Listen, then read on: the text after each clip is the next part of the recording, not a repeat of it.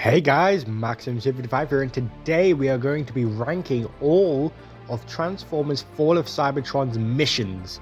There are 13 missions in Fall of Cybertron, and I've always wanted to do a ranking video, but I never knew what to do it on, because ranking videos aren't unique. People have done many ranking videos, but I don't think people have made ranking videos on these missions. So if you would like to see different videos on the other games of the Transformers, happily just like, comment and subscribe, and I will 100% do that. But without further ado, let's get into this.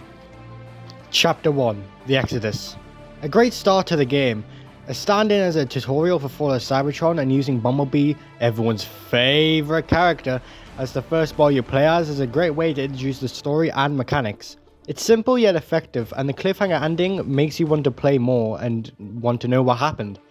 Now, although the mission itself isn't very interesting, it's still a great way just to start the game. So I'll give Chapter 1 a solid B. But Bumblebee dies at the end of the chapter, so it has to have an S tier. Like, come on. Chapter 2, Defend the Ark.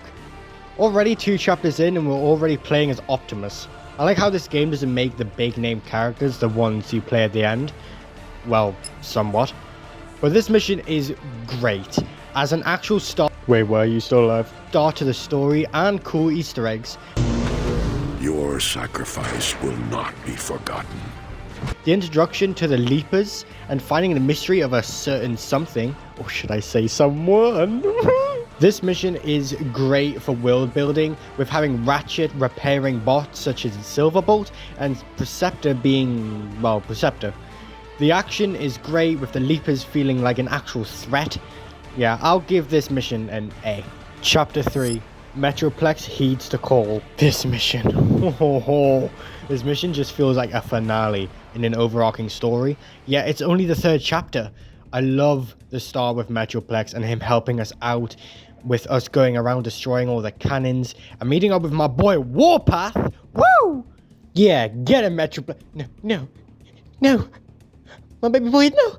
Don't die on me, please, no! No! Then ending with such a brilliant, thrilling introduction to Megatron, with him being squished to high hell at the end. It's action-packed and overall great chapter. S tier. Chapter 4, Eye of the Storm. Solid Snake who? Cliffjumper finally gets to do something in Transformers other than die, and his friendship with Jazz is amazing and is overall very underrated duo. This mission is all about stealth and does it very well, surprisingly. You always get that uneasy feeling with going into every room, and those one-eyed green things always scared me as a kid. Although sadly this mission is pretty drawn out, and the final battle can be very frustrating at times. Solid B tier. Get what I did there, Solid Snake, solid B. Chapter 5, Cut and Run. Now, we are with the most stylish bot of all, with the least stylish mission. Mostly because of the bugs. This mission is actually really cool. I love the setting and being underground and seeing the Insecticon hive, which is great foreshadowing for what's to come. Seeing Sludge on that wall is very eerie. Loved having Cliff by my side most of the time. It, kind of felt like I wasn't always alone. But for some reason, this mission just isn't memorable. Nothing amazing happens apart from what we have learned, and the action parts, apart from the grapple bits at the start, isn't all that interesting. Solid C tier. Chapter 6, Death from Above.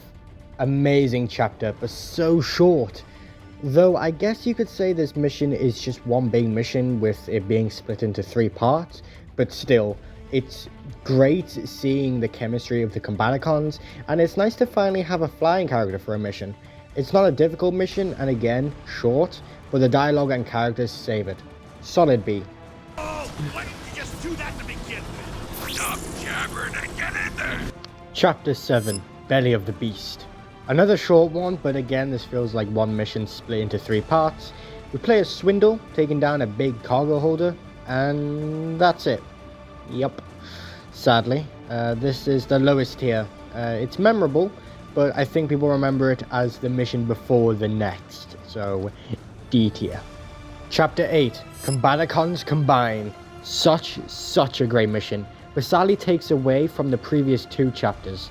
We play as Swindle taking down a now flying cargo holder, and it's actually pretty fun, But then, the moment we all love, we get to play as motherfucking Bruticus.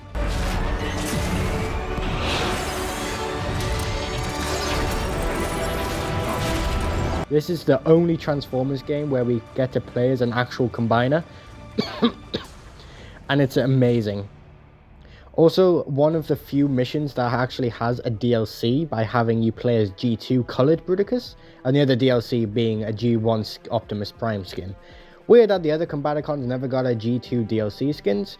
Anyways, this mission is amazing and also has an amazing end credit scene, or end cutscene. S tier. Chapter 9, Megatron Returns. Easy S tier, straight up to putting it to S. Starting out as Soundwave reviving Megatron, everyone being scared of him, being able to shoot Starscream after killing a bunch of Decepticons, also having an amazing G1 reference. Coronation! Coronation, Starscream! This is bad comedy! Megatron! It's just chef kiss, and it leads into another great mission. Chapter 10, the final countdown. With just being revived, we go on a slaughter, killing literally anyone in our sights. And then that's the mission. Basically, kill bots, find Tripticon, build them, kill more people with an annoying ass timer, may I add. And boom, we're done. It's cool, but I would have liked it if more stuff happened. A tier. Chapter 11, Starscream's Betrayal. Need I say anything about this chapter? It's peak. Being Starscream, killing Decepticons and blowing up, it's so fun. And being able to be a jet is fun flying around. I love the crown Easter egg. And then this is all leading into Grimlock's mission is fantastic. And the Grimlock session is also really fun with freeing Swoop and killing Hardshell. Also, Grimlock is just super fun to play as, so yeah, A tier. Chapter 12, Grimlock Smash, S tier. Chapter 13, Tolola, no, I'm joking.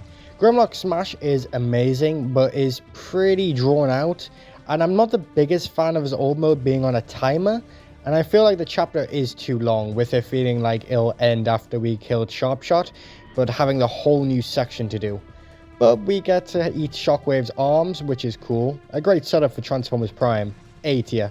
Chapter 13, Till All Are One. Yep, this is it. The end of it all.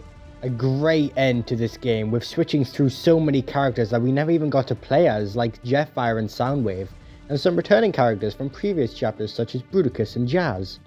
Also, I love how you play as Bruticus smashing through and killing everyone, then in the next section you play as Jazz fighting through the destruction you caused. It's great. And then the final battle, with B dying, finally, which connects very well with Chapter 1, and being able to choose who you play as during the final fight is amazing. You'd think it would lock you as the hero, but if you want to win as the villain, you can. And both having unique attacks and interactive cutscenes, also bringing in a new fighting mechanic just for this final fight is dedication.